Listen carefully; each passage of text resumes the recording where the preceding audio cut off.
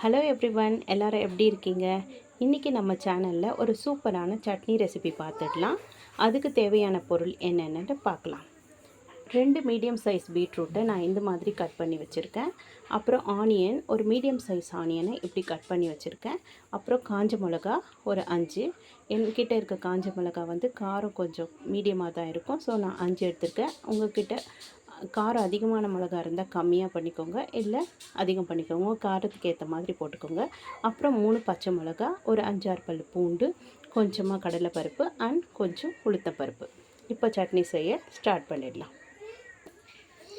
First ஒரு பாத்திரத்தில் 2 table spoon எண்ணெய் விட்டு நம்ம ஒரு பாத்திரத்தில் 2 டேபிள் ஸ்பூன் எண்ணெய் விட்டு அதில் கடலைப்பருப்பும் உளுத்தம்பருப்பு போட்டு லைட்டாக ப்ரௌன் ஆகிற வரைக்கும் வதக்கிக்கலாம்.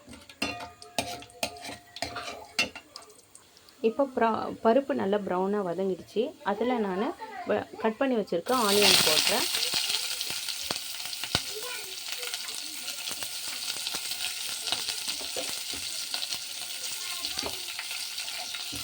இப்போ ஆனியனை கொஞ்சம் நல்லா வதக்கலாம். இப்போ ஆனியன் ஓரளவு வதங்கிடுச்சு. அதில் நான் காஞ்ச மிளகாவும் பச்சை மிளகாவும் பூண்டையும் சேர்த்து வதக்கிட்டுருக்கேன். நெக்ஸ்ட்டு பீட்ரூட்டை சேர்த்து அதில் நல்லா நம்ம பீட்ரூட்டு பச்சை வாசனை போகிற வரைக்கும் நல்லா வதக்கிடலாம். இதில் நான் நெக்ஸ்ட்டு சட்னிக்கு தேவையான அளவுக்கு சால்ட் ஆட் பண்ணிடுறேன். இப்போ சட்னிக்கு தேவையானதெல்லாம் வதக்கி ஆறவ வச்சுட்டேன். இதை நம்ம ஒரு மிக்சர் ஜாரில் போட்டு ஃபைனாக அரைச்சி எடுத்துக்கலாம். இப்போ சட்னி அரைச்சாச்சு. நெக்ஸ்ட்டு இதை தாளிப்பு கொடுத்துடலாம். அதுக்கு நான் அதே பாத்திரத்தில் கொஞ்சமாக 1 டேபிள் ஸ்பூன் அளவுக்கு எண்ணெய் விட்டுருக்கேன். எண்ணெய் காஞ்சதும் கடுகு, உளுத்தம் பருப்பு, சீரகம் இது போட்டு நல்லா பொரிஞ்சு வரட்டும். இப்போ கடுகு நல்லா பொரிஞ்சு வருது. அதில் நான் கொஞ்சமாக கருவேப்பிலை போட்டுக்கிறேன்.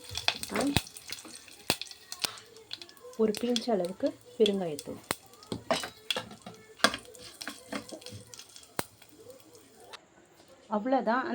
அவ்வளோதான் அந்த தாளிப்பை இதில் கொட்டியாச்சு.